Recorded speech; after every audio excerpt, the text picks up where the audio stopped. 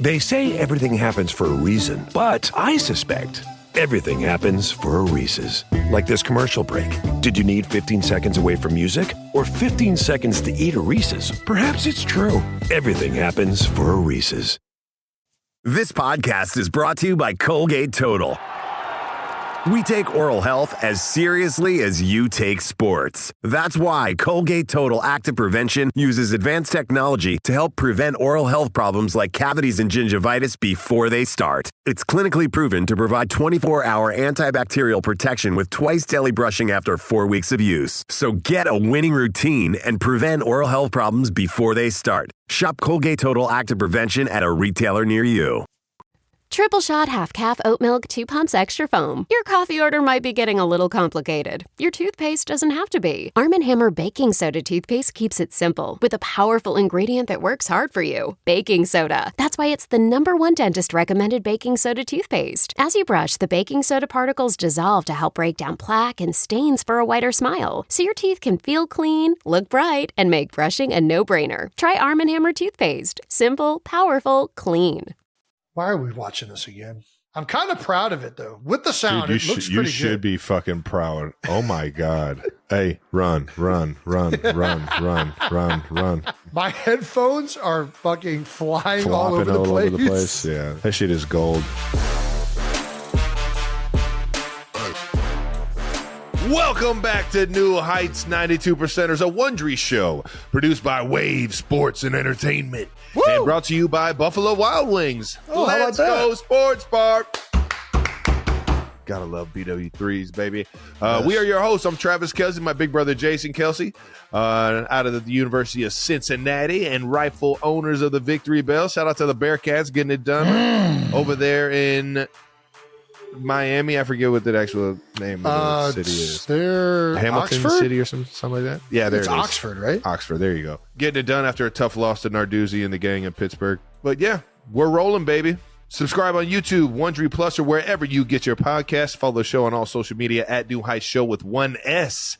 Jason, why don't you tell the people what we got coming up? Trav, we got another incredible episode. We're going to get to the Chiefs' thrilling ender versus the Bengals, I love the energy. as well as the big Jason Kelsey Monday night extravaganza, where yeah. all the Atlanta fans are probably really tired of seeing me, and I fully get it. I'm sorry you had to sit through that, Falcons. Oh, no.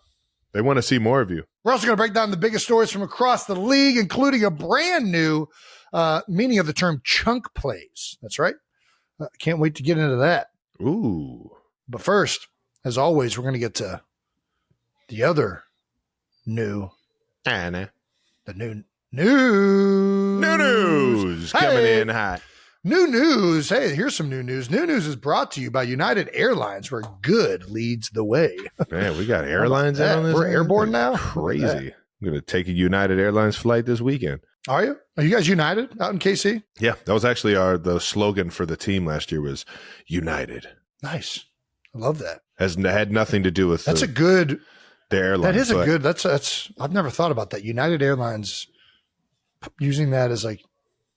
Yeah. It had nothing to do with the airlines. I think it just had to do with United. Is that how team. United Airlines became United? Did they unite? They were once an ununited airline, and then they gathered all the airlines together, and then they became United.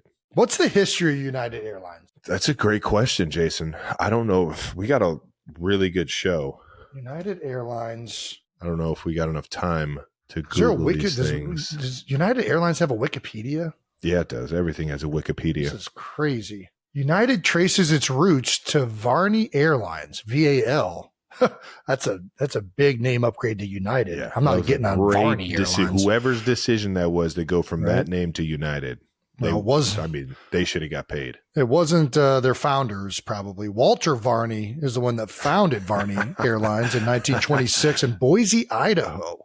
Ooh, the Idaho gang. Okay. Continental Airlines is the successor to Speed Lines, which Varney had founded in 1930. This Varney guy he's a transportation Pioneer. mogul. He is This a guy had a lot pioneer. of stuff going on. Yep. And whose name changed to Varney Speed Lines. So he just started changing everything to his name. Okay.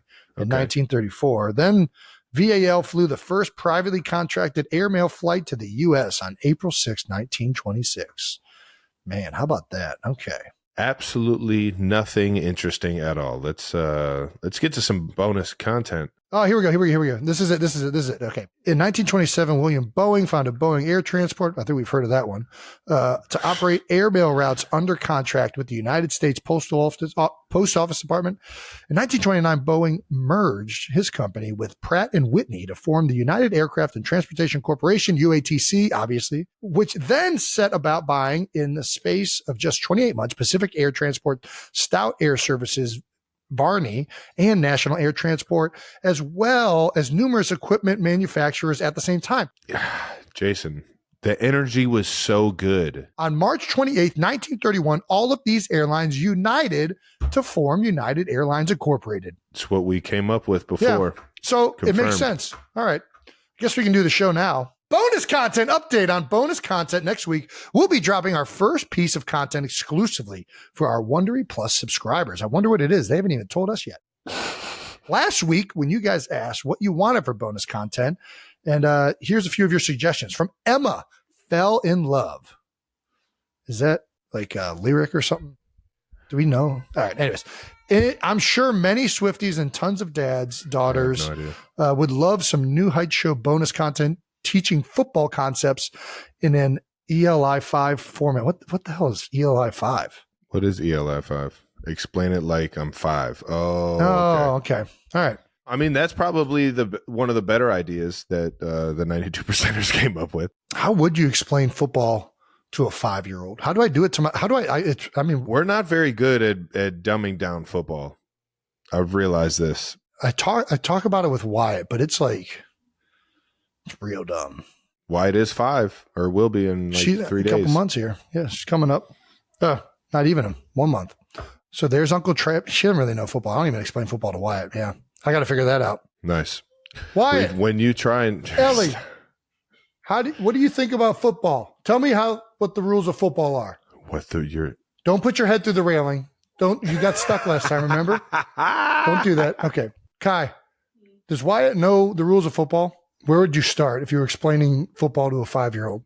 Explain how scoring works. Yeah. But that's like, you got to start with the downs. And we're getting okay. We're gonna move on. This is going nowhere. Anyways, I'd love to be able to understand the NFL portions of podcasts, but a lot of this is hard to grasp as someone with no background. The only problem with this is I feel like to explain football, it's easier done with visual. Brandon? This bonus content is audio only. Audio only, correct? Yeah. So I just don't know that it's going to be great if it's audio only. I think it's going to be a little harder. Yeah. Yeah, but I think it's a good idea, and we can figure a way to do it audio. I think that makes sense. That's like I said. I think this is the best option. Let's go to some other options. Okay, sorry. Yeah, we have more options. I'm sorry. Yeah, we do have a show to do. Okay, bonus content idea. Keep it simple. Give us the deleted footage. No, that will never happen because then we won't have a show at all. Yeah, there's a reason it's deleted. Me and Jason will have nothing else to do on our Tuesday afternoons or Mondays. Or I Mondays. Will be. Yeah, we all will. Yeah. I'll be driving Wyatt to school every day. You'll be able to tell Wyatt exactly what football is after that. All right. So that's not happening. Sorry. No, that's definitely not happening. And then Big Blue World _fishing. Jason, doing food reviews on things he'd never tried before sounds like good bonus content. Well, I mean, that kind of leads us to this. How about it? That's actually perfect timing. Shout out to Kai. Yeah. For perfect timing. Well done, Kai. So last week, you guys mentioned something about pumpkin spice lattes, and Travis and I told you that we've never tried them. So I figured I'd try one now on the show. I hope it's scorching hot and it just fucking burns your tongue. So this is something that's nice about lattes, which I never have. I always drink black coffee. Yeah. The milk, it's never scorching hot because you have the milk in there. So it's always drinkable. Watch. Now I'm kind of nervous. Burn them.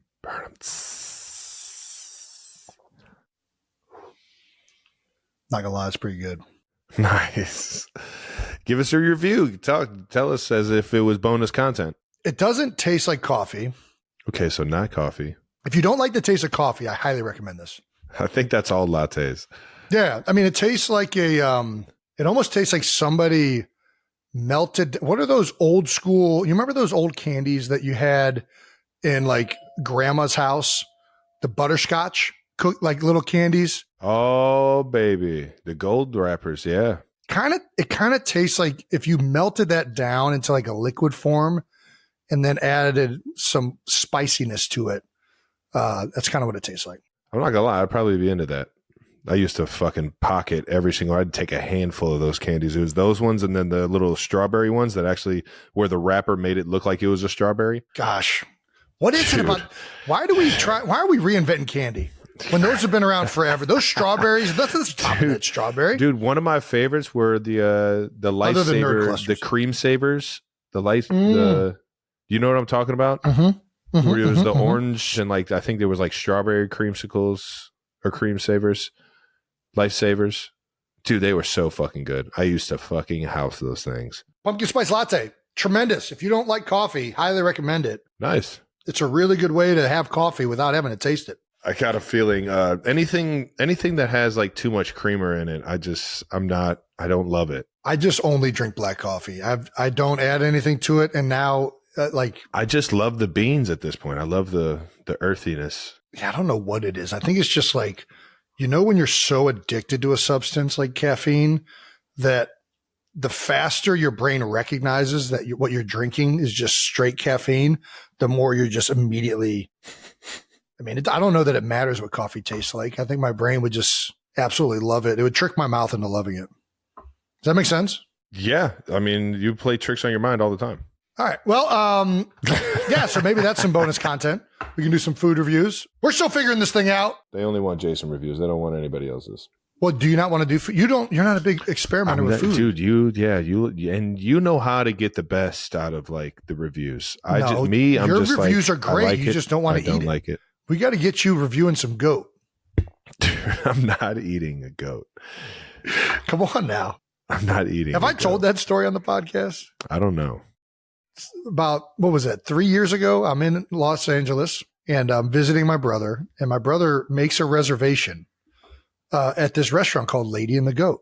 I heard great reviews from it. I decided, I'm like, yeah, I'll go down there. And my brother proceeds to not eat anything and complain about there's so much goat on the table. I didn't think it was like Chick-fil-A where all they have is fucking chicken. They had other it was stuff a fucking than goat. They had a lot restaurant. of other things. It was a 5-star restaurant, and every single piece of protein.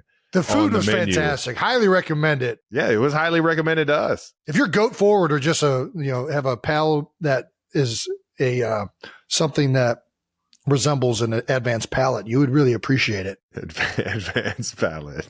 But Travis proceeded to just not eat anything and eat In-N-Out immediately after going to this 5-star. I think it was more so the fact that I knew that In-N-Out was right down the street. And I was just like, why am I even eating this when In-N-Out's right there? That double is about to fucking kill any of this fucking goat. I already know it's about to be so fucking good. I do like some of the fine dining, but like there's just some things that you're not going to top. Once you get your mindset on it, it's just like, hey, you want to go to this fancy new brunch spot, or do you want to have a sausage, egg, and cheese McMuffin? I know exactly what I want. And it's the one that I don't even have to get out of the car to get. It's so true. Yeah, God. Got my girl Janet working the freaking drive-through. How you doing, Jason? Fantastic. I'm about to shove the most unhealthy thing down my gullet, and it's going to be delicious. Well, that does it. We're still figuring out exactly what we're doing. If you listen to us early, if you want to listen to us early or without any interruptions and get this bonus content, we're still giving you 3 months free of Wondery Plus. This is only available for a limited time, so get going, 92%ers. Visit Wondery.com/New Heights offer to redeem. That's right. And that was new news. A lot of new news, a lot of stuff happening. And shout out to Pumpkin Spice Lattes. New news brought to you by United Airlines. Formerly Varney Airlines. Varney Airlines. Just learned that. Shout out to Varney. Shout out to Walter. Where good leads the way. Let's move along to week 2 games.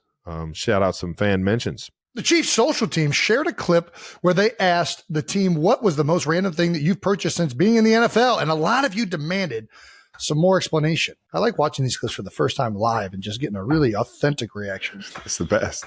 Oh, I saw this clip. There's a lot of random stuff. A lot. Juicer? I got a GameCube too. Is that real? I got real into paintings and plants. Plants. Yep. Plants? What a human-sized hamster ball. I don't know why. It is fun though. Do you have it? I don't think you ever shipped it because it couldn't get shipped. Damn it, dude. Somebody Remember, has you tried to ship it. That thing was heavy. It was Dude, like that thing was it's like hundreds of pounds. It was like a fucking car. Yeah. I was like, why the fuck is this thing so heavy? Can we find the whereabouts of this hamster ball? We have to, dude. I'm not gonna lie. Maybe that's a piece of bonus content. Yeah, finding Maybe not all the best for audio. all the dumb maybe shit I it's bought great. in my life. I don't know where it is. I thought I had it shipped to you, but if you don't have it, somebody's fucking having some fun with a human-sized hamster ball right now. There were some bowling pins too. It was a human-sized hamster ball and bowling pins. We need to get this hamster ball because Wyatt's at an age where we could just shove her in that and just push her around all day. And Oh yeah, that she'll lose sounds some like a energy. great time. Yeah, and it's like a safety box. That's Yeah, you why can't even get hamsters hurt. can go in there. Yeah, keeps them away from all the cats. if you guys don't know what we're talking about those inflatable giant balls where Yeah, the inside human-sized is hamster hollow, ball. Yeah. and you kind of can go in there and run around and move. I mean, it's exactly what Travis is saying. And that is by far the most random shit that I've ever bought. You bought a lot of random stuff, Travis. Dude, it's up there. But Yeah. that's probably the most What's some fun other random shit. stuff? Ah, man. You're a big art collector. Yeah, I do have a bunch. I got a bunch of trinkets. I just have shit. Yeah. I have so much shit. Loads and loads of shit. I'm trying to think of like what else, like those red moon boots that Those were free. Those I didn't Those buy. are- you didn't buy Yeah, those? somebody sent those. That's all I could think of. That's all I could think of when I read the questionnaire too. I mean, that's the epitome of random thing. Should I take Zorb to some tailgates? There's got to be something we can do with the hamster ball at a tailgate or something like that. Dude, we gotta find this thing or buy another one. I mean, at this point, probably just buy another one, right? Dude, whatever we don't buy it the way I bought it because that thing is way too fucking heavy. Is that a business expense? Can we deduct that? Can we get like Wave or Wondery to pay for it so that we don't have to buy it because it's technically a prop? Green jacket, gold jacket, who gives a shit? Just fucking buy that thing, dude. This is what it is. That's neither good. here nor there, dude. That was so good. God damn it. What we need to do is get that thing in the Lumbaby games. That's what we need to do. That thing floats, right? Oh, yeah. So we could do something out in the water with something like that, right? All right, let's talk about some football. That's right. Bold topics to wrap up week 2 in the NFL, starting with Chiefs 26, Bengals 25. That's right. Chiefs found a way to get it done. Trev, you got any initial thoughts you want to talk about from the game? You guys found a way to get it done. Yeah. A close matchup, right? Yeah. I mean, initial thoughts are we got to play better as an offense. I think the defense is playing their asses off, getting turnovers, finding a way to make opposing quarterbacks, Uncomfortable. Yeah, comfortable, and they're really making it hard for them to throw the ball downfield with the type of pressures that we're getting and how good our coverage is right now. And I just think, we have to match that accountability on the offensive side to really become another Super Bowl caliber team. I put that on me. I think it starts with the leaders. I think it starts with making sure you're going with the right mentality. I didn't play my best. It spreads if you don't fix it. So I got to get that thing fixed, man. What's going on in your head as the game is unfolding? And, Pat tried to go to you twice early on with some incompletions on the interception. And then you only had one catch. Like, what's going on in your head as this game is unfolding? Well, there's a lot of things that have to go right for anybody to get the ball, outside of our running back where you're literally just handing it to him. If you want to catch the football, 1, it has to be the right play. 2, it has to be the right coverage. And 3, it has to be, everybody doing their job up front and on the back end in terms of running their routes for everything to kind of match up and be in sync. And, it's just for whatever reason, these past 2 games, it hasn't gone that way for me. And that's football, man. I'm not about to sit here and get frustrated about it. I used to get really, really pissed off and almost lose my cool a lot of the time from not having that success, knowing I demand that out of myself. And I demand, that I just like to play the game to to such a high level of accountability that it's tough for me to deal with being mediocre or having stats that represent that. So I stopped caring about stats about 4 or 5 years ago, and I just went out there and started to just play free and wanted to play for my guys. And sure enough, I think that's a better mentality. You think about it more play by play and what your job is on that specific play. And I think moving forward, it's just, how can I be better in those moments? What's the issue? Am I not getting out of my route fast enough? Am I not, whatever the situation may be? It's all play specific anyways, but you're always looking at the film, looking at the scheme and trying to, perfect it more and more each week. And, typically you see these kind of games earlier on, and then you keep trying to get better and better and more accountable for the guys around you, man. Well, that's awesome. And I think that's a testament to where you're at in your career and why the Chiefs just feel like one of the most unselfish teams in the entire league. But yeah, probably the most amazing stat from the game. With the Chiefs win, the NFL teams are now 1 in 151 since 1991, when the team doesn't get 300 yards on offense, allows 21 plus points on defense, commits 3 plus turnovers, and convert 15% or less on third downs. It's insane. Yeah. It's pretty remarkable you guys won this game. And like you said, the defense, especially bone up in red zone situations, and Spags is, dude, I mean, he was so good last year, and it's gotten off to another great start for those guys. Yeah. Why do the Chiefs, besides the refs being on the Chiefs side, why do the Chiefs always find a way to close these close games out? I think always is a stretch. We had a close game last year. Yeah, exactly. And you guys almost pulled that one out. Freaking almost catch late down the middle might have ended that one differently. But anyways, yeah.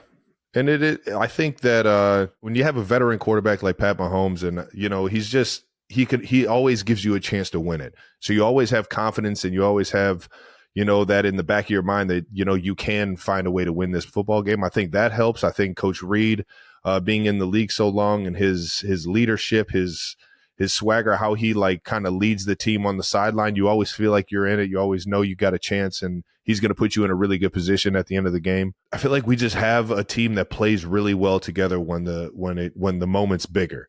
Guys don't really, get anxious, or they don't let the moment get too big. They keep their composure, and they get more confident as the game goes on and it gets more intense.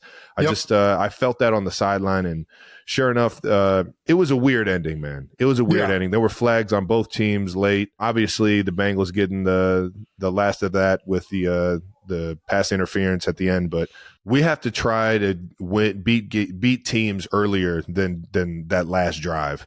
And I think that's the biggest thing. And shout out to the Bengals, their defense, the players over there are just, they're comfortable playing us, and they feel like they have a good idea of what we're doing. That's a huge challenge for us the next time we play them, man. Absolutely. And it's a matchup that I was looking forward to, because all of these contests between you guys and the Bengals have been so close.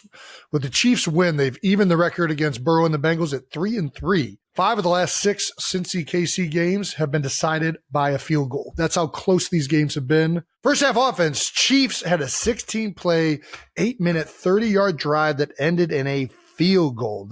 I mean, staggering, man. It sucks. Putting all that work in, and credit to the Bengals for bowing up at the end of it. But when you go all that way and it just doesn't happen, it's frustrating. Very, very frustrating. Yeah. They also had 2 turnovers in the first half. But the play Chiefs fan loved to see was obviously the Pat connection to Rashee Rice on a 44-yard touchdown that tied the was game a hell of a ball. 10-10. It was. It's very impressive. And we got the clip right here for you. Check it out. Protection's good. Let it go, Creed. Gosh, perfect ball. I mean, did he not think he was going to run past him? Was he not ready for that move? I guess not. All right. After a small drought, the long touchdown pass is back in KC.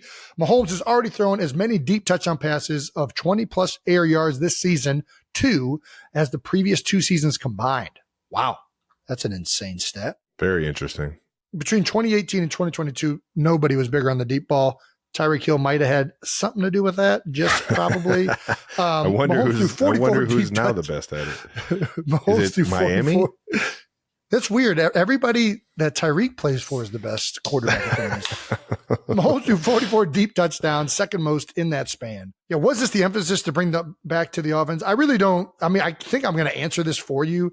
The way teams have been playing Kansas City, and really the way teams have been playing the NFL, if you look at quarterbacks across the league, all of the big plays for the last 2 seasons have been way down ever since the air raid attack that KC was implementing with Tyreek, and that other offenses starting to do these big shot plays, and defenses have adjusted by playing these softer coverages, a lot more too high looks, and making you take the underneath stuff and really dink and dunk down the field. And that's probably a bigger reason why these numbers have dropped off, besides losing Tyreek Hill, which is also a big part of it. That, and I feel like there was a transition period where, obviously you always had big name cornerbacks since like Deion Sanders and Revis and those like special guys that would get the opportunities to try and lock up a wide receiver, one guy. There were only really like a handful of guys like that when I got in the league. Now I feel like corners are getting a lot better. Corners are starting to understand, what kind of routes, how guys are released. And I just feel like the defenses are evolving a lot. And on top of what you're saying, everybody's kind of just keeping that umbrella over the back end of the defense and kind of limiting those big plays downfield. Absolutely. As well as the second level guys. If those guys are backing up, the second level guys are getting a little bit more depth, and running backs and the underneath routes, the defense is like taught to like rally to those tackles instead of giving up the huge plays, man. Absolutely. And it's something that's the kryptonite to that, which is why we're seeing it a lot in the NFL right now, is running the ball. Yeah. And you guys, that we mentioned that 8-minute, 30-second field goal drive. First half, you guys were running the ball all over them. It felt like you were really moving the ball on the ground well. And maybe that's why it opened up that big play for Rashid. Maybe they're like, hey, we got to try and stop this. Let's go to a single high look finally. Bengals took a 16-0 lead, or 16-10 lead into the half. And then coming out, second half, we get right to it with a thick 6. Oh, yeah. Wanye. I'm a big fan of the thick 6. Even though Trav was wide open too, it's okay. We're happy for the big fella to get the touchdown. Always happy when a big fella gets in. He hit it too. You see his dance? Yes. Oh, yeah. He had a great celebration, man. I don't know what he calls that, but he was getting it. Marshall Newhouse on X. I was like, that's more than 3 pumps. That's a penalty. That's a penalty. The old Key and Peele. Yeah. On second and goal on the 1-yard line, Pat connects with O-lineman Wanya Morris for the touchdown, and the Chiefs take a 17-16 lead. Leo Chanel lined up next to Mahomes in the backfield. How about that? This guy does everything. He's just a football guy, man. Yeah, man. Whatever you need, he gets it done. Look at that stance. Dude, what is that stance? He's like ready for a 4-point stance. Yeah, looks like he's playing goal line defense right there. He's just about to bear crawl. He's about to bear crawl into somebody. Walk us through an O-line like eligible tackle play. Well, you don't always have him in the game plan. It's one of those things where it's a play off of all the running and all the big boy stuff that you do, because you bring in an extra lineman to run the football. I mean, you don't bring him in to throw him a touchdown. Well, that's what you wanted to think. There you go. Yeah. So, and one is athletic enough and smooth enough with the hands, and sure enough, he even said to me right before the play, he said, man, I was getting excited because I realized nobody was covering me. Yeah. I was just like, the fact that you actually know when you're covered and when you're not covered as a tackle, that's pretty good stuff. Big man knew. But when you bring a linebacker in and a extra offensive lineman, I'm pretty sure it's a big time indicator for the defense that you're running the football. So it's a hell of a play call, hell of a call to draw up, or play call to draw up at the right time. You got to be a little sneaky at the tackle. You can't just run straight out. They know. Oh, so no, he ran straight out. Oh, he did. Yeah, never mind. Yeah. Nix that. He said speed kills, Jason. He didn't bluff blocking at all. All eyes were in the backfield. They thought we were running it the whole time. Well, you mentioned the celebration. Let's check out Morris here. Looking good, big fella. Looking good. The next Chief drive ended in, has to be the most impressive interception I've ever seen in my life. Dude, I don't know if I've seen one. I definitely haven't seen one in game like this before in my life. That's one of those when somebody like hits like a home run in baseball, or they hit one all the way to the warning track and somebody just goes up and robs them, and then the batter then tips his cap to the guys. It's like, dude, I'm not gonna lie, that shit was sweet. Impressive. That's a hell of a fucking play, man. Yeah, I don't know that anybody could have, like, I think everybody was just like, wow, you know what?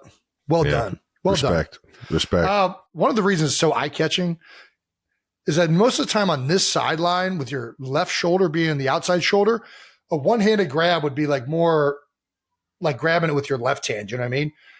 The spin right makes it just insane. Yeah, insane. Phenomenal pick right here from Cam Taylor-Britt. And then the fourth quarter, defense comes up big. At the beginning of the fourth quarter, Joe Burrow is sacked by Mike Dana. Shout out, I think he just got Mike Dana. Yes, sir. Dana, sorry. Did he got a contract extension this year, Yes, right? he did. Yes, yeah, he did. We talked about him Very being worthy. important Very worthy piece, similar to what you're talking about with Leo Chanel, able to do a lot. Mike Dana does a lot on that defense, moves a lot all over the place. Forces a big fumble. And it was recovered by safety Chamari Connor in return for a touchdown. That's always nice. 2-7, baby. Right? Dude, it is, especially at that point in the game, huge for the defense. I mean, you always set those expectations before the season on how many special teams scores you need, how many defensive touchdowns you need. And right now our defense is playing so goddamn good. For them to put up 6 points like that in such a tight game, in such a crucial game, especially with us not playing the way that we think we should on the offense, or living up to our potential as an offense right now, I think obviously we're leaning on that side of that ball right now pretty heavy. That was a huge play, huge turning moment in the game. And no shocker, the guy who kind of initiated this whole fiasco starting was Chris Jones. He's been really good. Surprise, surprise, through the first 2 weeks, applying a lot of pressure. He split 2 on that one. Check him out. Look at him in the backfield. Is this just expected from Chris at this point? Yeah. You know what I mean? Like, even in the first week, I mean, he was like taking they had some new guys playing for Baltimore. He was just kind of moving around on, hey, whoever wants it can come get it. It's a frustrating day. No, you're supposed to be the 3 technique. Not you're supposed to be over here. You're supposed to be over there.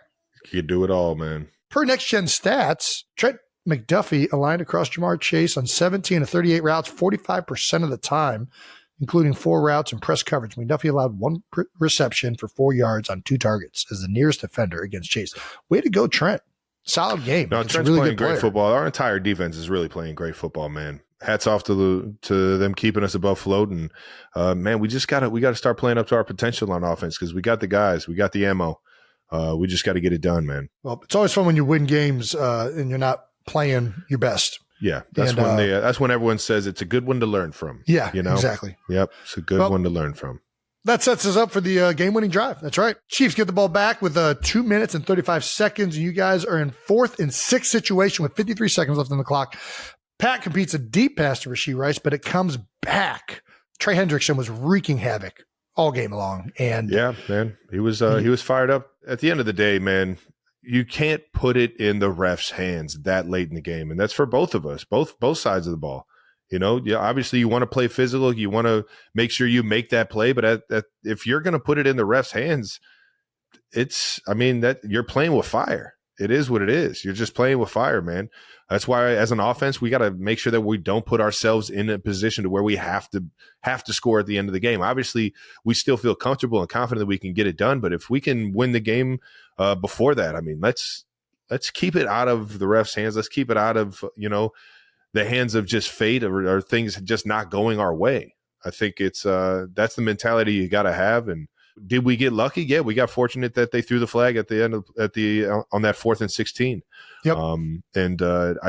I would love to make sure that we don't get ourselves in a situation like that again. yeah, especially 2 minutes. Whenever you're in a 2-minute drill, penalties, sacks, like these things are just like crucial that you don't do. Easier said than done when you're trying to block Trey Hendrickson. But yeah, that one almost killed you guys. And you guys get bailed out at 4th and 16 with 48 seconds left. Pat targets Rashee Rice again. But this time somebody arrives a little early. I don't even know how this is controversial. I really don't. Like, I get that people are frustrated with the officials and the Chiefs, I guess. But I mean, you can't run through a receiver's back and attempt to make a play on the ball. I really don't. Can't do it. Just like on the play before that, you can't put your hands in someone's face while they're rushing. You just can't do it. It's the same thing.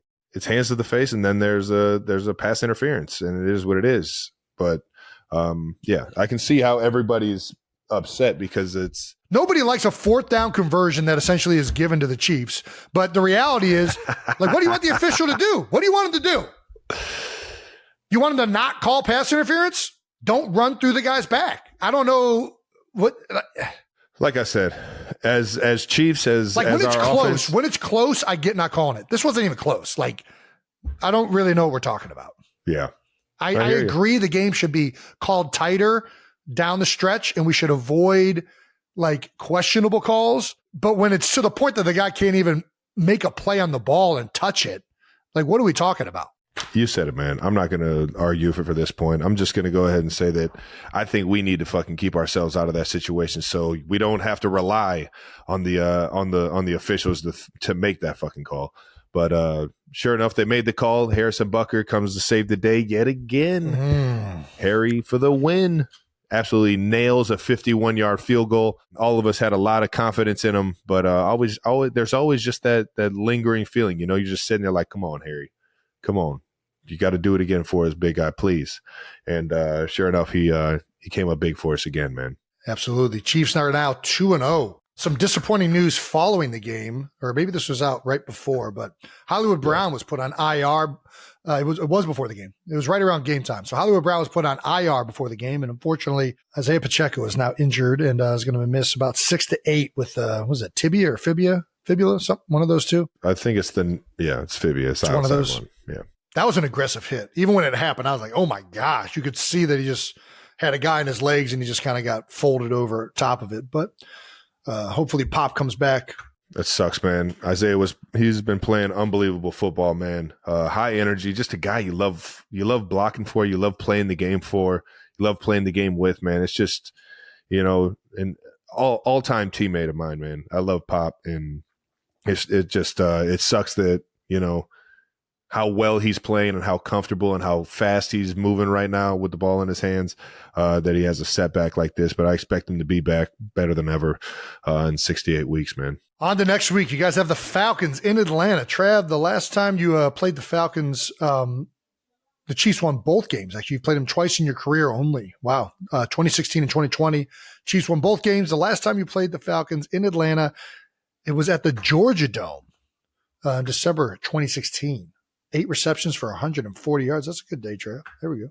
Ooh, damn. It's been that long since I played in Atlanta. I guess I had a few preseason games there, but I haven't played a regular season game in Atlanta yet. Yeah, that's crazy. Man, yeah, I remember that one. I think that was the first My Cause, My Cleats game, actually. Oh, wow. How about that? That's how long ago that thing was. Yeah. All right. Well, good luck in Atlanta. Shout out to Eric Berry and that pick 6. Down in the ATL. Whew. Atlanta loves me right now.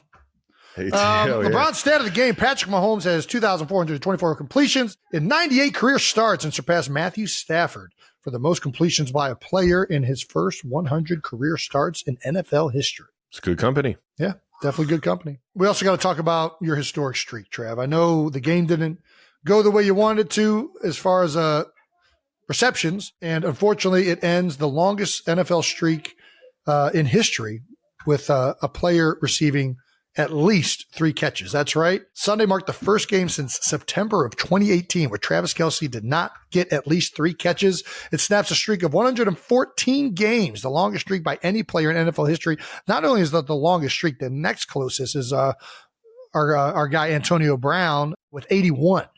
Mahomes' quote, we played 2 opponents. We play a lot, and they have a plan on how they're going to account and defend Travis. But as the season goes, he's going to get his catches and he's going to get his yards. So, yeah.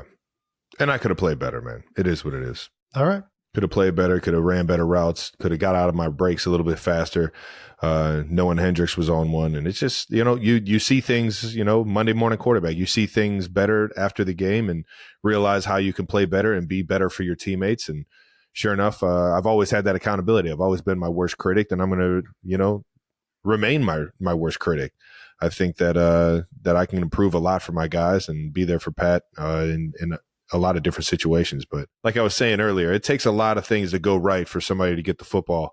I'm just fortunate that Coach Reed and this offensive staff has given me that opportunity and, has the confidence that I'll be able to get it done. I love it. Love it. All right, now let's move on to some Monday Night Football at the Link, where you get everything Jason Kelce. Dude, there's a lot of Jason Kelce. Dude, and the people loved it. They actually they wanted more of Jason Kelce because they wanted to not only see you hype up those birds before the game, but they wanted to see you answer all the questions. Yeah, that's right. That they had for you after. Atlanta had to deal with me for 4 hours before things got rough for the Eagles, and they were like, "Oh no, come back in the booth, Jason. Where are you at now?" Jason, answer us what happened. And rightfully so. Listen, I want to apologize to Falcons fans watching because I understand that you just had to watch just a Philadelphia celebration in a parade of a former player coming back home. We all deserve to see that. That was what people wanted to see. ESPN did a great job. Yeah, I'm just going to say I want to apologize, but I'm not going to because it was fucking awesome. I'm just going to let you know it was a lot of fun. That's the first one. The first time. I mean, how crazy is the first time I'm back in the building? I'm commenting on a game. Shout out to Roger Goodell for scheduling that one, or whoever was in charge at NFL headquarters for making that happen. Even if we're going to get to it, but before the game, being out in the parking lot, the countdown, being up in the booth with Joe and Troy. I mean, it was really, really awesome for me. So selfishly, I am like just beyond happy that was kind of how I get to remember my first time being in the Link, not as a player. It was so cool, man. At the same time, I fully understand why a bunch of Atlanta people hate my guts right now. So I apologize. Well, let's get to it, baby. Jason's Monday Night Homecoming. That's right. We went back to Philly, headed back to the Link for the first time since he was playing there for a little Eagles Atlanta Monday Night Football action. And just like any homecoming, it was about the pregame. And boy, oh boy, did you not disappoint. And by the way, Philly did not disappoint because you weren't the only one there. It was an entire showing of how faithful those birds are and how excited they are about this football team and how good this football team could be. And you made it to the Eagles tailgate. That's right. And made sure to hand out some garage beers. I remember what section, what I think there's like C2 or something like that. I can't remember where this was in the parking lot. I'm surprised you remember any of this, Jason. I thought you were going to black out. I've seen those dance moves before that we're about to get to, and typically those sober. I know you don't believe me. No, I was not drinking until after those the game. Knees Don't work like that. At the end of it, I promise you, I don't know how I did that because I've never done that. Everybody knows sober. You don't have rhythm until you have like Travis, 10 beers. Hey, I'm letting you know right now. I could tell by the way you were talking in the third quarter in the booth that you had been in an up and down roller coaster of being in and out of being drunk since about noon. Zero beers. Dude, I could tell you. Do you know how hard it was to throw garage beers? I threw probably 100 beers. I'm not exaggerating, from a pickup truck. And didn't drink one. Off. You know how hard that was? It's a feat I don't think you've ever accomplished before. I'm a professional, Travis. I don't mess around. I respect it. No, this tailgate was awesome. A bunch of these guys had been to the golf outing, right? So, Dallas Sucks, Maniac Malloy, Shoulder Pad Sean, and my guy Dumphy. All these guys had been around. And I wanted to, I'm like, man, I've seen these guys at all these events throughout the years. They've cheered me on. I want to be out there with these guys. I don't know how we got to like throwing garage beers. I think I got up on the top of the truck where they were smoking an alligator, which is pretty gnarly. I don't know if you've ever seen a smoked alligator covered in bacon. The fuck did Philadelphians get an alligator? I don't know. I don't know that. I think that they just kind of do it. I remember having alligator one time. And it was when fried alligator when we were down in Florida. Yeah, we went to like that county fair down in Florida, and they had gator nuggets. Yes, and they were delicious. They were fucking phenomenal. Yes, and that was the first time I was like, "Damn, I didn't know people were out here eating gator like this." That's what we're doing down here. We're just catching gators like we're catching fish. Just going out there and fucking reeling them onto the boat and putting them over a fire. That's right. Very interesting. Well, they've smoked it all day. It was delicious. They like stuffed it with like cheese and whatnot, covered it in bacon. Oh my God. I was getting different pieces. I was getting the tenderloins. I ate a piece of the cheek right off of the freaking face of it. It just tastes like lobster almost. It was delicious. It was very good. What the fuck? It's kind of like a lobstery chicken. I don't want to hear that. You're ruining my day by telling me this shit. It was good. Just letting you know. I'm in on just about fried anything. Fried gator is probably as far as I'll go on the gator train. All right. But either way, sounds very eventful because you don't always have gator at tailgates up in the Northeast. It's not a regional delicacy. But either way, it certainly was an event. They also had cheesesteaks. They had a bunch of food at this tailgate. It was incredible. The fans were into it. Everybody's getting ready for Monday Night Football. And we just so happened to have like 1,000 garage beers. So I just started putting them in koozies and chucking them like grenades. Yeah, because koozies are it's like bubble wrap. It's safe. I was basically, yeah, exactly. I was basically playing jackpot with an entire parking lot of Eagles fans. Throwing full beers might as well be assault.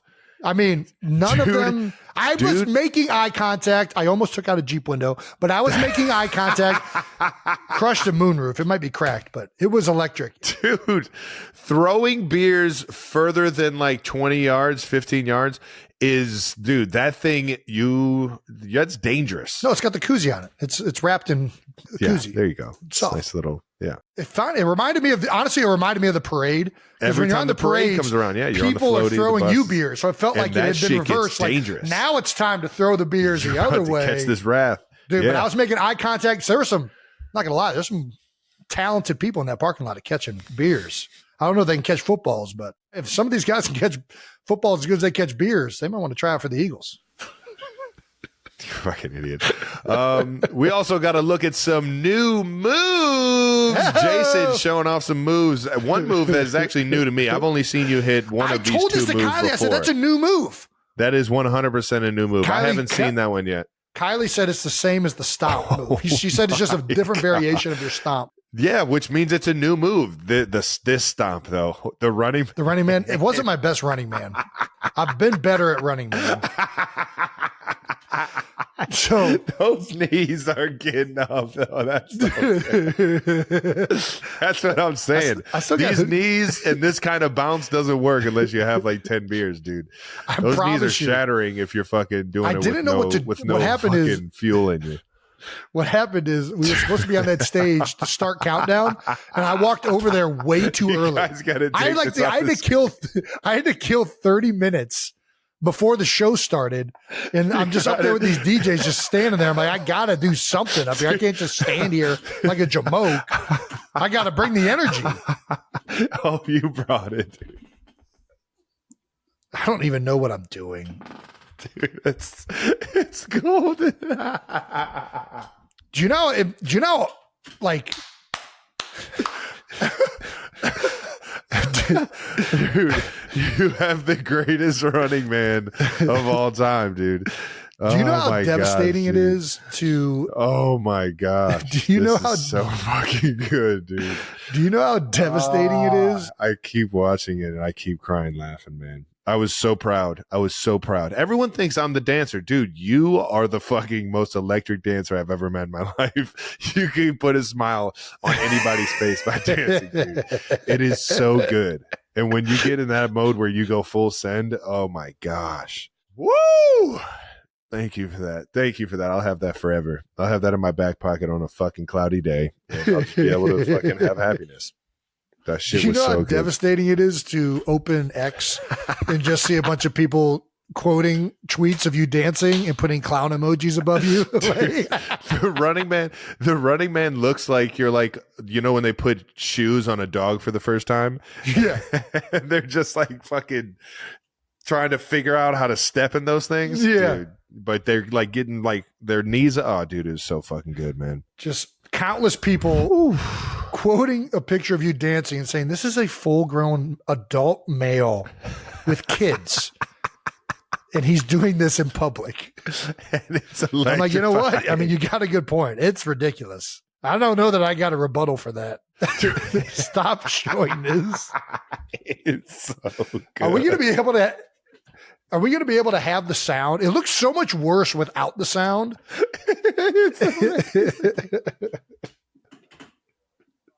It's going to look terrible. It doesn't make any sense. The sound doesn't, I mean, it doesn't make it that much better. It's still ridiculous, but. God damn it. That's so good. Well, it was so good. Even Pat Mahomes had to get a little comment in there on X saying with a lot of the crying emojis, go crazy then, Jay Kels. And that is what you did, man. You snapped. You went crazy on them and gave the people what they wanted. Pat's seen these dance moves up close and personal. This is why ESPN hired you, Jason. This is why. You're doing them. Are you an expert at football? Yes. Kind of.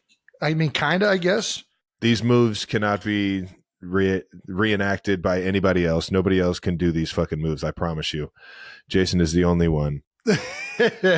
And you look good doing it because of the jumpsuit Big Dom gave you. Hooked you up with the South Philly tuxedo, green velour tracksuit. Did you feel as Italian as you looked? Dude, I feel like, you know, when you dress up in a uniform, you feel like more official. I felt like more official. That's exactly why I dress up. That's why I dress up. That's no, the but feeling I get when you dress up as like in like a uniform, like if you dress up as like a police officer, you kind of feel like you're right. Yeah, but a good two-piece, a good two-piece, that'll make you feel like you're in costume. Yeah. When I was dressed as a South Philadelphian in this velour jumpsuit, which by the way, velour, not very breathable. Dancing around like that, I was full sweating. My man Marcus Spears had me covered with the towel on the set. He was like, "Hey, take this. You're gonna want to this fellow big sweater." Yeah, he knows. He knows what it's about. But yeah, Dom hooking it up. We had to sew on these Italian flags because it was really an Eagles tracksuit. But you can't have. They didn't want me to have like an Eagles thing on, which I get. You know, don't want to show any bias. We didn't do that a lot. We didn't. We were very biased that day. The Eagles patches are way too much. The chants, you can do the chants all day. Though. Yeah. You can actively be cheering. You can actively be cheering for the Eagles in the booth. Oh, he's in. Yes. He got in, right? I'm like, oh yeah, I'm not supposed to say that. So good.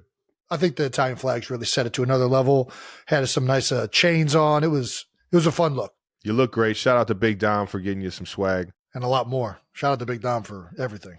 Then we got to see why Jason is making Monday Night Countdown the greatest show on TV. And dude, it was fun seeing you in your element, but even last week, man, it's cool to see that you are now one of the guys that is driving the love of sports. Yeah. You know, I think it was so cool to hear that you were getting offered by everybody and you were kind of torn between a couple different networks. But when you chose ESPN, I'm like, in my head, I'm like, man, he's going to be like a Chris Berman. He's going to be like a SVP. He's going to be like a Rich Eisen and growing up and fueling that love for the sport of football. And I just, you know, I was so fucking proud of seeing you doing it last week in San Fran, and even this being in your moment with Fletcher Cox and Nick Foles, yeah, baby, doing the Eagles chant before the game, to even being in the booth with Aikman and Joe Buck, two legendary guys in the booth, and obviously a Hall of Famer in Aikman. It's just it's so cool seeing you in this moment and seeing you in this next phase of life in football. And man, I just couldn't be more proud of you, brother. The shit's absolutely fun, man. It's fun to watch. I appreciate it. I really do. I think first week, definitely nervous. This week, there was so much going on. I was nervous a little bit. It's interesting being up there. You're trying to say the right thing and get things, formulate responses in real time. It's difficult. There's a whole new respect that I have for anybody that does this. Like it's difficult. The pre-show is difficult. The booth, I mean, Joe and Troy, going up there with those guys was trying to fit in. And I was like, man, I don't want to. You don't want to overstep. Yeah, I can. You don't want to overstep, but also there's a chemistry between calling a game with the play-by-play and the color guy. And they have it down pat better than anybody. And tell me if I'm being an idiot. Yeah, it's like, it was very, very humbling to be up there. Coach me up. Yes. Coach me up. Dude, I'm here to get coached. I don't want to, I can definitely respect that. I feel like I took that mentality this offseason in a lot of the different I don't know, acting roles and acting, all that shit. Everything that I did in the offseason, I was like, yeah, just let me not fuck this up. Yeah. Coach me up, tell me how to go about this. And I think that's the right mentality. But at the same time, man, trust your gut, man. You're fun as hell to listen to. And as much as the Falcons fans probably didn't want to see you chanting Eagles and doing all that, you can't tell me they weren't enjoying that shit, man. Because you do it in the right way. I think they get it. They get that I was an Eagles fan. I mean, it's unfortunate for them on a national broadcast but it was one time, right? We're going to get back to, I'm trying, and I really wanted to offer unbiased opinions for the Falcons, who I thought played a fantastic game, and we'll get to that shortly. But this was really cool to be back in Philadelphia. It was awesome, and this is probably the one chance I got to kind of solidify my retirement as a player. And to be up on stage with Fletcher Cox, a guy that retired the same year as me, Nick Foles, I mean, a guy that I won a Super Bowl with, Super Bowl MVP, and then all the fans, it was really, really fun moment. So I can't thank ESPN enough for, I don't know, man, just like letting this all happen. I don't know. It was like, no, I hear you. I hear you. It seems a little much, but they definitely, they looked out for you. And I think it was a great look for ESPN, and it made everybody really excited to watch Monday Night Football, not only yesterday or last week, but in the future, man. You guys are doing a great job, and don't want to not give credit where it's due. SVP, Ryan, Clark, and Spears. I mean, those guys are the fucking best, man. I love seeing all you guys throughout the game and throughout the evening talk about ball, and you guys always have great takes on it, man. So shout out to the Monday Night crew. We also had, speaking of Eagles fans that you were just thanking that were there, Big Rod Dunphy, the Eagles super fan, on stage, and Jason forced him to do a chest bump. You forced him. I heard you on the mic. You forced him. You said, no, we're doing this. We talked about it beforehand. We were both excited about it. And I was just calling, like, come on, we're doing this. We're getting it done. Dude, Dunphy's forced me. He said, get it out of the way. Get it out of the way. You move. Iconic. You move. You ready? Let's do this. Oh, nice 3-point stance by the big guy up top. And, man, in quotes from Big Dunphy, fucked my whole knee up, but it was so worth it. Yeah, it's not funny. He's the funny thing was he texted me after I was asking about him, and because I didn't know that happened until afterwards. I see on Twitter. He has also tweeted that he waited until after the game to get it checked out. Dude, he stayed the whole game. That's gotta be a good sign, right? I can't leave. This is first Monday Night Football game. The Birds home opener. I can't miss this one. The guy's fucking electric. Said it was so worth it. Yeah, I mean, it was an electric chest bump. It's a big dude chest bump. Bro, I chest bumped the fucking Philly superfan with the fucking Phillies fanatic snout over his back. Are you kidding me? That thing was awesome. That was I mean, I hate that he got hurt on it, but he's a fucking legend though. Well, moving on to to another part of the pregame show was your interview with Jalen Hurts. Yeah, baby. You guys it was awesome to see the interview because you guys just have so much respect for each other, and you guys could tell that everyone could tell how close you guys were when you played, and you're just so appreciative of each other's, work ethic and leadership. And I don't know, it was just really cool, man. I don't know. I mean, he was more loose than I was. I'm in the interview and he's calming me down, which is just like, I don't know. I think, like you said, there's so much familiarity there. I think he knows that I'm the one who's doing something. He's done 1,000 interviews. There ain't nothing new for him. now I'm on the opposite side asking these questions, and he kept it light for me. So it was awesome. It was really cool to chop it up with him. Yeah, it's a different world. It was interesting. It was weird being in that bubble and sitting across from a teammate.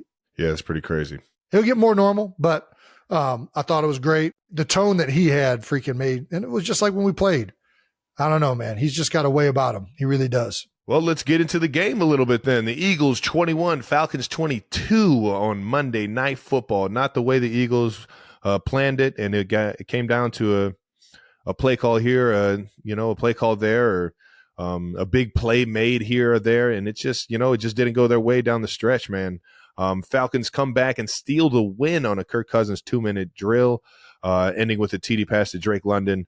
And obviously that Jalen Hurts interception there after that with just seconds left. The initial thoughts on the game, brother? Listen, it was a great game. It was. It was. Yeah, It was I a think fun it one was. to watch. Both offenses kind of struggled early on and started to catch their stride right towards the end of the first half. And then in the second half, it felt like both offenses were functioning really well. The offensive lines of both sides really controlled the line of scrimmage, I felt like. I think in particular, I got to give Atlanta, like, you watch that first game that Atlanta played against Pittsburgh, and TJ Watt and Cam Hayward were giving that offense a lot of issues. Everybody's talking about Kirk Cousins, and he's not the same quarterback. He can't move anymore. There was a lot of narratives out there after week one. Yeah, well, prove that wrong. And they got him up under center, got him into doing a lot of things that he's probably more familiar with throughout his career. But really the big thing was, bro, they were running the ball, and they were giving him a lot of time back there. And I think that offensive line, that was a big bounce back game for Atlanta. In particular, they're running outside zone. I mean, that was a clinic tape of outside zone. Yeah. Cutting on the backside. It was a battle of two really good fucking running backs. Yeah. And really good offensive lines. They get after it, man. I keep looking at the Eagles' offensive line, and I'm like, dude, since you left, they have become the biggest offensive line in the world. Well, I think they were already enormous. But yeah, adding Mekhi Becton. Holy shit. It's a big wall. Every single one of them. Yeah, it's unbelievable. Yeah.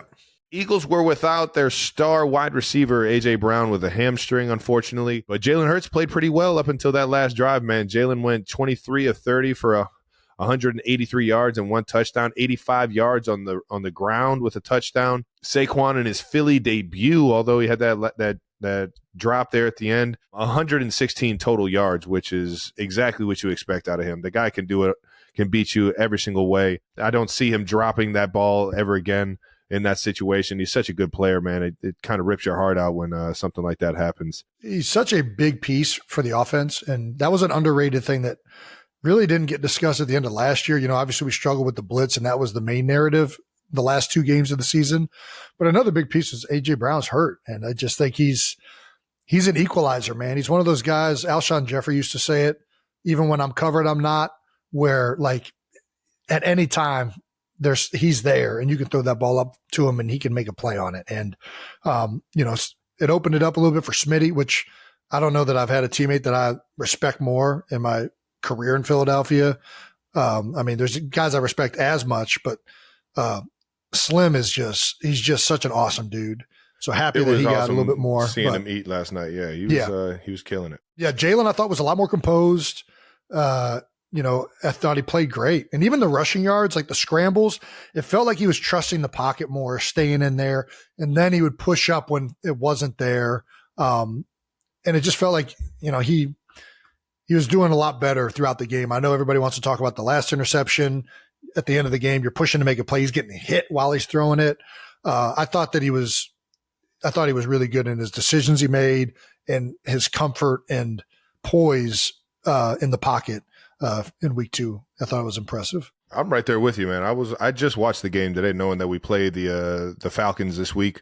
Watched the start to finish. I thought he played fucking awesome. Thought he made some unbelievable throws, especially over the middle and tight windows. His touchdown to Skinny Batman. He put one ball to Calcaterra early, where like it really was kind of guarded. He just threw it in the right spot to where Calcaterra could go make a play on it. But, yeah, you're spot on, man. I just think that. The Eagles fan base, you guys don't need to get too worried, man. Everybody knows that it probably should have went in their way, but hats off to the Falcons. Yeah, I mean, the big thing everybody's talking about is the end, right? Yeah, of course. And that's what Falcons fans sure wanted me up there in the booth probably when things weren't going as well. But, 4-minute drill, it feels like teams, and I don't know where you guys stand on this, but like it used to be just conventional, like, run out as much time as possible. You don't really try and throw it in certain situations, especially once the other team's out of timeouts. And the big question that everybody's talking about is that 3rd down and 3, they elect to go with a roll pass where the running back is into the flat right now. And I understand. You run it, you're going to guarantee you're going to take off 40 seconds. Moving. Yeah. Yes, I get it. And that's big in that situation. And I think it's hard to argue against, but I also think that roll pass is kind of a conservative, because if it's not there, Jalen is going down and you're going to get the time, or he's going to run and you're going to get that's only going to be thrown if it's wide open, which it was. Like, it was the perfect play call.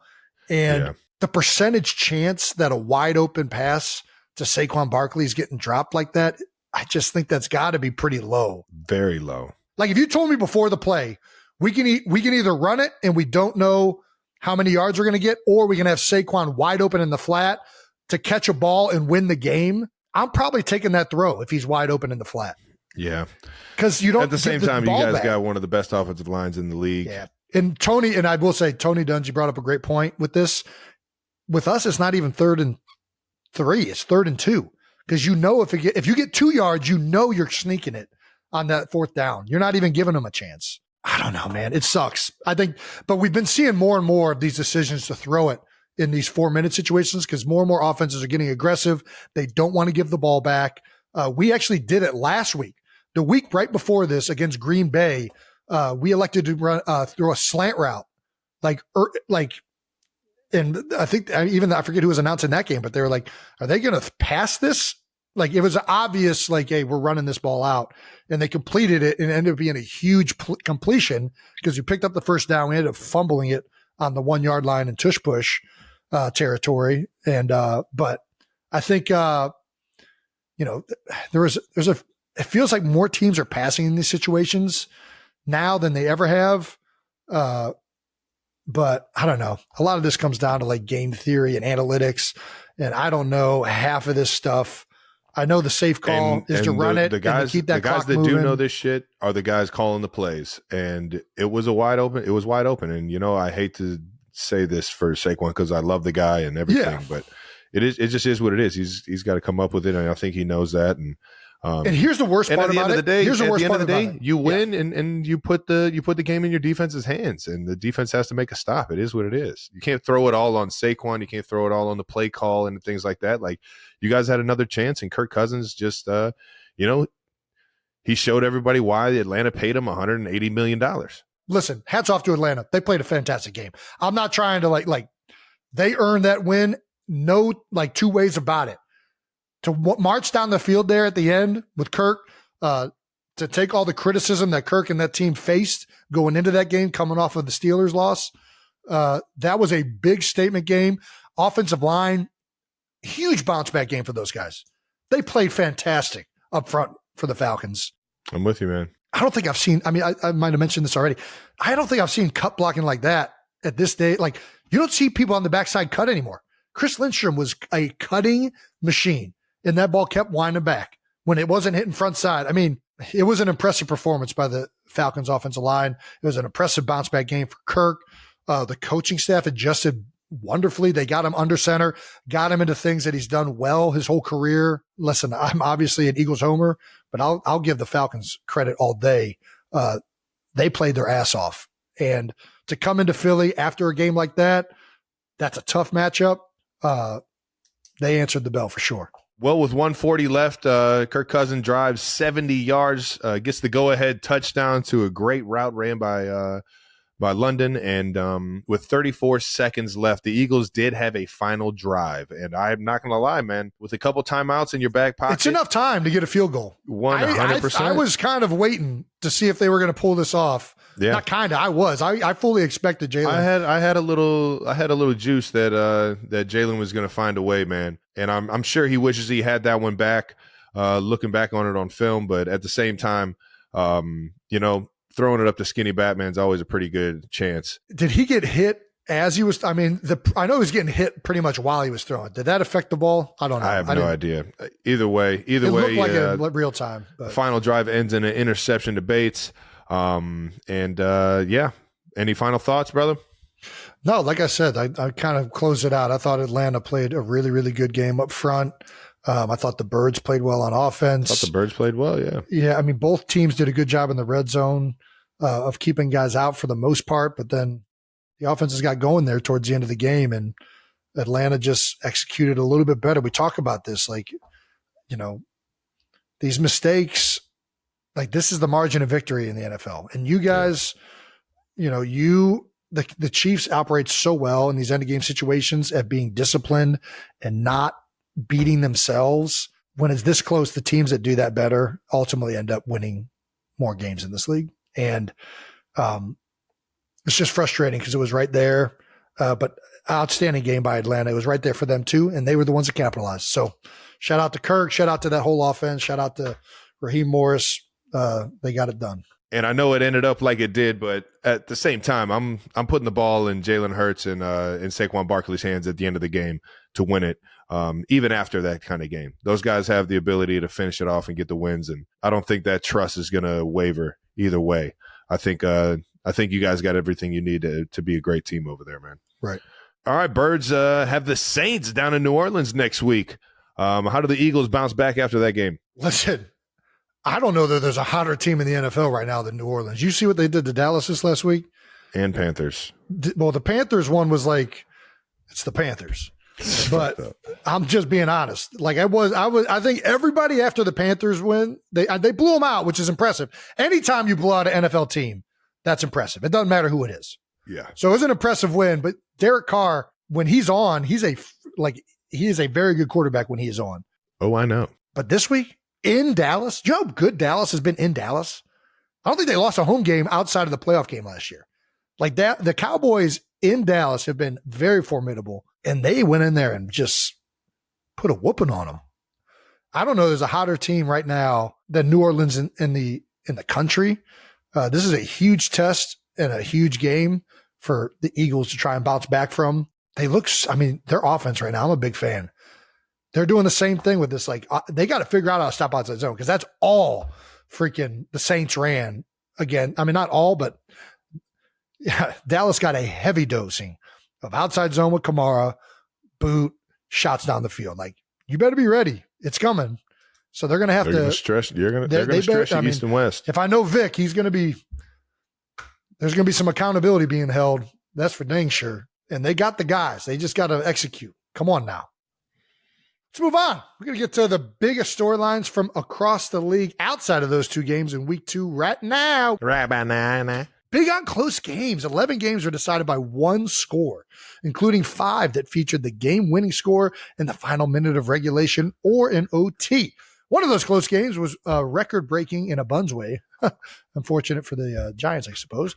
The Giants lost to the Commanders 21-18 and became the first team in NFL history to score 3+ touchdowns, allow no touchdowns, and lose in regulation. Damn. The Commanders only had field goals and got 21 points. Oh, they probably had a defensive touchdown? I think there were a few different other ways they scored.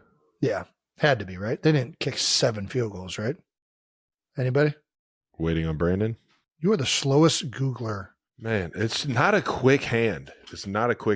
I could have already found this out on my ESPN app. Have you ever seen 7 field goals in a game? I've seen like maybe 5 tops. That's a lot of field goals. It's a fuck ton of field goals. I feel like we've had something close, but I don't know about 7. They got to find a way to get in the end zone if they're kicking 7. Yeah, shit. I feel you on that. Or not. Apparently you win the game still. There you go. There are also a few blowouts this week. Derek Carr and the Saints, we already talked about it, blew out the Cowboys 44-19. Saints, and the Cowboys look great against Cleveland in week 1. So, are the Saints, are the mighty Saints? The Saints, baby. Alvin Kamara. Do you know Alvin? They told me right before I went on air, it's not Kamara, it's Kamara. Is that right? Alvin Kamara. I thought it was Kamara for my whole freaking life. Alvin Kamara scored 4 touchdowns in the win. AK won the Hemi Award there baby. on the Monday Night Football broadcast. The Saints He's one of the smoothest athletes I've ever fucking seen. I love watching him run. I really do. As annoying as it has been playing big games against that guy. It is so cool, man. And I think the shoes, like the cleats he wears, like exacerbates it. You know what I mean? Something about wearing like a light colored shoe or a colored shoe when you're running, it just like looks like different. NBA Jam when you had turbo on. That's exactly what it reminds me of. Oh my gosh. You just hit the nail on the head. He's on fire. Man. He's got the turbo. Unlimited turbo, yeah. Unlimited turbo G code. Yeah. Saints scored 47 points in week 1 and had 44 points in week 2. They now have 91 points this season, the most by a team in its first 2 games in 15 years. So they're doing something right down there. I really dig what is it Clint Kubiak, the OC it's Gary Kubiak's son. Yeah. Dude, he's doing something right down there. And Derek Carr has been, he's playing lights out. He has showed his whole career, this upside. It's just been like inconsistent a little bit when he was in Oakland, or I guess Vegas now. But man, his first 2 games have been pretty dang good across the board for those guys. Oh yeah. They're looking good. Gotta Cardinals love that. Right? Gotta love that. No, we play them in like 3 weeks. Do you? Is that the Monday night game? That's the Monday night game. Monday Night Football. Yes, it is, Jason. Right. I'll see you there. Cardinals took down the Rams 41-10. I got to say, Kyler Murray, I have not been this, especially with the injuries that the Rams have right now. I mean, the Rams are not, they got a lot going on in their own organization right now in terms of like players injured, and they've lost like maybe 3 or 4 offensive linemen. Puka's out. Like they're struggling right now. They're limping around a little bit, but that doesn't change the fact that Kyler Murray, it's been an up and down for his career to start. Dude, I don't know that he was throwing some balls and making some plays that were just out of this world. He was incredible. Bro, he's always been an electric player to watch. Dude. But I mean, he's always, and he's a gamer. Accuracy, you know what I mean? like he was putting some of these balls. I'm like, are you kidding me? Fucking rifle. Yeah. It was very impressive. He might be a little guy, but don't think he can't fucking sling that ball around, man. You know, there's always been questions about his committedness towards football, to be honest. I think committedness, nice. I mean, we're being honest. I mean, they used to track his iPad usage, you've been right? Killing they it were with like, your vocabulary today. There were reports coming out that he wasn't watching tape because they were tracking his iPad usage or some crap. All I know is that I've heard through the grapevine that he's like recommitted himself in a different way this year. And if that's the case, and he can continue to do what he did yesterday, or this week, the Cardinals are very, very good. Damn straight they are. Yeah. Cardinals wide receiver Marvin Harrison Jr. became the first rookie with at least 4 catches, 2 touchdowns in the first quarter of a game since his dad, Marvin Harrison Sr. in 1996, which I don't even know if his name is Marvin Harrison Sr. I just know him as he's just Marvin Harrison. There you go. Which is it's a stat that means absolutely nothing other than he broke a stat that his dad had. How does that work? If you're Marvin Harrison, do you automatically become Marvin Harrison Sr. when you have a son that becomes Marvin Harrison Jr.? No. Our grandfather's name was Don Blaylock. Our uncle's name was Don Blaylock. Yeah, that's a good point. I don't think Uncle Don's a junior. No, he's not. All right. Well, this isn't really helping us analyze week 2, so let's move on. That was a big bounce back game for Marvin Harrison Jr., though. He, after struggling week 1, big game this week. We also got a couple upsets. Baker Mayfield and the Bucks take down the Lions. A lot of people didn't see that one coming, but Baker's playing lights out, baby. He's rolling, and he's got the Bucks rolling. They're 2-0 start this season. The Lions didn't look terrible, but didn't look great. You know, I think the Bucks just got after him a little bit. SVP brought it up on the Countdown show, but Todd Bowles, man, he's a great equalizer. He's just such a great coordinator. God damn it. That guy's good, man. He can scheme up a run game, and like as great as the Lions are and as good as their offensive line is, and I'm sure that there's plenty of points that they probably had opportunities in this game. Detroit, like if you're shutting down their run game, it can make it difficult. And I mean, Todd is just an incredible coordinator. He really is. And this was an outstanding win for these guys on the road in Detroit, right? Yeah. I mean, come on. Shout out to Bowles. Gotta love playing them in a few weeks too. Sam Darnold led the Vikings to a 23-17 win over the 49ers. How about that? Probably the one game this weekend that I definitely didn't see coming. I thought Sam Darnold has always been a really good quarterback. You know, I think he kind of had some blows over there in Carolina his rookie year or his first couple years in the league. But I always thought he was a gamer, and he had the arm talent, and he was smart enough, and he had like the swagger and the ability to be a great quarterback. And sure enough, he's showing it this year with the Vikings, man. Yeah, absolutely. Big time win. There's not a lot of good quarterbacks that play well in the Panthers organization right now. So I don't know that we can hold that against them, but Andy Dalton's next. Oh, there we go. The ginger. The play of the game, though, as you watch this clip right here on Justin Jefferson's 97-yard touchdown, the ref is flying. Absolutely flying, trying to stay out of the fucking way. Yeah, not the 97-yard reception. Let's check out this guy. Look at him. Oh God! This is when he cut it back. The ref knew he was in trouble. Ooh, nice hip, nice way to open up the hips, going full speed. That's pretty good. You could tell that's a former athlete right there. Yeah, he might not be former. No, that's still an athlete. That's a current athlete. Yeah, check him out. Look at the arms. Look at him. Get it going. Great get it going. Form. Stay out of the way. He had his core. You could tell he's got a good core. Yeah, you know when you see somebody and it's just very like stable. Yep, right it looks here, like they're floating almost. It's just arms and legs. That core is staying rigid. He had good rigidity. Shout out to the refs. You don't always see them showcasing their athleticism like that. What else we got? And the ref's name was Tyree Walton, former Division II running back at Adams State. Adams State. There you go. Second year as an NFL official. There you go. Well, he's showing real good promise. Yeah. All right, taking officiating to new heights. Shout out there. The biggest surprise in week 2. Where are we going with? I'm going to say Darnold. Man. I do. Darnold, I think it's the Vikings over the 49ers, right? Yeah, it's got to be. It has to be. It has to be. Shout out to everybody else. I mean, the Saints blowout was a big one too. Cardinals. That's not that surprising. Raiders beating the Ravens. Another big one. That was surprising. God damn, Max Crosby, man. Fuck. That guy's getting better. Just when you think he's fucking one of the... He's topped out. Just when you think he's topped out. You know who's looking... Dude, Aiden Hutchinson is wreaking havoc right now. Really happy I don't have to play against that guy anymore. Yeah, ditto. All right.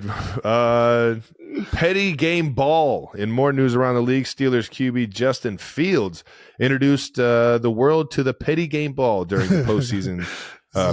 during the post-game press conference. Fields was quoted, "I think we all know Russ kind of got done dirty last year. It was awesome getting that win for him. He got a petty game ball, so it was great getting a dub for Russ." There you go. I didn't know they I've never heard of that term, but I love it. I'm not going to lie. I think a game ball is a game ball whether it's petty or not. Sometimes you just get motivated to win a game for a guy playing his ex-team. There you go. Coach Tomlin declined to share more when asked about petty game balls. I can't give you all the ingredients to the hot dog. You might not like it. So now I'm even more interested. Like, what the hell are we talking? I thought it was just a game ball. There's more to it than just even the petty game ball. And what all are you putting on the hot dog, Coach? Yeah. You're a relish guy? There's not a lot of ingredients in a hot dog. Yeah, hot dogs are pretty. Actually, you ever seen how hot dogs are made? There's a lot of stuff that goes into them. But once the hot dog is solidified, God, I don't want to talk about it's like ketchup and mustard and relish. So there's only so many sandwich options. Nice. Let's move on to the keep going. Puke balls. We went from petty game balls to puke balls. Packers center Josh Myers redefines the chunk play. Jesus. Prior to the snap on 3rd and 10, you can see, here's a clip if you want to watch it, of Packers center Josh Myers projectile vomiting on the football before he snaps it. No false start. For the life of me, I have no idea why you would not move your head just to the left. Just like he tried to go a little bit left. He did. How funny is it? It timed up just as he was in his cadence. Yeah, that's fucked up, man. God damn it. I mean, just what are we eating before the game, bud? What are we doing? We got to fucking figure out a different pregame meal or something, man. Taking too much pre-workout. Shout out to Malik Willis for catching that. Like, he knew exactly what was happening. He just caught a football covered. Like, what did he eat before the game? You think there's like corn on the ball or like, you think there's like chunks? Jesus. That is just so gross. Yeah, I can't get into it. I fucking hate throw up. It's so nasty. After the game, Coach LaFleur I asked Malik why he didn't throw the ball on 3rd down, and he told me Josh threw up on the ball. He's like, that's the first time I've ever heard of that. Yeah, me too, Coach. Me too. The official came up to me and said, "We saw your center throwing up on the ball. Do you want us to take him out next time?" And I said, "Absolutely. Please do that because you're talking about a critical situation." I've seen a lot of throwing up on the football field before, never on the actual fucking football. This is a first and hopefully a last. Yeah. Jason, were you able to snap a vomit ball without issues? I have never snapped a vomit ball and don't ever plan on doing so. So, yeah, I got nothing for you. Yeah. Us Kelsey can't offer a perspective on that. Moving on to some no dumb questions. Wrap up the show this week with no dumb questions because there's no such thing as dumb questions. 92%ers, just dumb people. And no dumb questions is brought to you by our friends at NFL Sunday Ticket on YouTube TV, my favorite way to watch the NFL on Sundays. NFL Sunday Ticket bundled with YouTube TV gives you the most live NFL content all in one place. Terms and embargoes apply. Going on to from X, it looks like Amelie. I have no knowledge about football, but what would be a good sentence to drop during a game so my family thinks I know what I'm talking about? Ooh, I kind of like this. Somebody who doesn't know football, what could they be watching and say something and people kind of be like, oh, he kind of knows what he's talking about. Good catch. When you see them pass that yellow line, yell, oh yeah, first down. First down, yeah. Oh, if the team with the ball starts getting towards the end zone they're trying to get to, when they're inside the 20, say, oh, they're in the red zone. This Red zone's a big word. Big red zone offense is a big deal. Big deal. Oh, when you see them fake it to the running back first and then throw it downfield, that's called a play action. Play action. See, you're doing better at this than I am. If you see a running back or somebody with the ball hit somebody with their offhand, that's called a stiff arm. Oh yeah. Say, ooh, nice stiff arm. That's a good one too. When it looks like a defensive player is moving really fast and playing like really physical, just say, man, that defense is playing fast and physical. Yeah, there you go. There you go. It's pretty simple. You can just make up whatever and it'll shake. You're good. If they try to run a quarterback sneak, make sure you tell everybody that's a 92% chance that's going to be successful. Yeah. It works 92% of the time. Use your awareness around you and feel how the room is. If there's a penalty and you hear a lot of people saying, just yell at the refs. Context clues. Yeah. Yell at the refs. Just be like, that was a shitty call. You know? Yeah.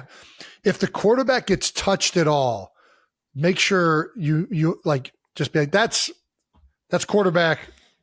That's roughing the passer. Roughing the passer. Why the fuck I'm an idiot. Say it. Yeah, if the quarterback gets touched, just that's roughing the passer. Yeah. What's a good one? Touchdowns, or when the offensive team gets in the end zone. Got to take the points. Got to take the points there. Nice. How do you explain Analytics say go for it. Analytics say go for it is a great one. Anytime it's fourth down, say analytics say go for it. Especially like fourth and shorter, like 4th and 2, 3, 4th and 1. Analytics are telling you to go for it here. I think that's enough. We hit it though. You use that stuff and just like I said, use your context clues. People are getting excited. Say something exciting. Yeah, there you go. People are getting pissed off around you. Say something that really fucking pisses you off. And typically you can yell at the refs and it works. Shout out to all the refs. Moving on to Gillian from X as well. Jason, what was your favorite book you read in college as an English major? Travis, what's your one random law or idea you remember from criminal justice? Why does Gillian think I was an English major? Did I ever say I was an English major? I have no idea. I didn't even know. I was a marketing major. Yeah, and I definitely didn't get a degree for criminal justice. My favorite book I read in college as a marketing major was probably Outliers. I really did like that book. Travis has referenced that book a lot. Our friend Malcolm Gladwell. Just a fan of Malcolm. I really don't remember much of the book. He's a beast. But he's fun. He makes it informative. Yeah, I thought that was a really, really good, not only pertinent class for marketing, pertinent book for marketing, but it was a good read. So yeah, and that's probably the only book that college made me read that I really actually enjoyed, if I'm being honest. Law or idea? I think one of the ideas was called the broken glass theory. If it's kept, if it's cleaner and kept up nice, they're going to want to keep it nice. Look behind me. You can see how nice I keep my house. All righty. That does it for No Dumb Questions, brought to you by our friends at NFL Sunday Ticket on YouTube TV. Don't forget to sign up today at youtube.com/NH. That wraps up another episode of New Heights. Thanks to everyone for tuning in and putting up with our shenanigans and football commentary and whatever else we talked about. Make sure you're subscribed on YouTube to the New Heights channel and follow New Heights on the Wondery app or wherever you get your podcasts. Reminder, you can listen to new episodes of New Heights early and ad-free right now by joining Wondery Plus in the Wondery app or on Apple Podcasts. You heard the man. Once again, New Heights is a Wondery show produced by Wave Sports and Entertainment and brought to you by Buffalo Wild Wings. Hey. Let's go Sports Bar. Follow the show on all social media at New Heights Show with 1S 92%ers. And thank you to our production and crew for always making us look way better than we are. Make sure none of that deleted shit gets put on the bonus content. That'll really fucking get us all fired. And shout out to the 92%ers for tuning in. We love you guys. Peace. We'll see you next week.